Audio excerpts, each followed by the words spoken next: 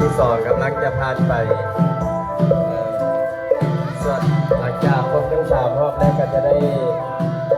ย่างพระเวทบาทจากก็จะได้เลี้ยวซ้ายไปสถานที่เทราพิเศษสถานเรื่องกุฏิใหญ่เอาโหแน่ค่ะอยากโหน่ะ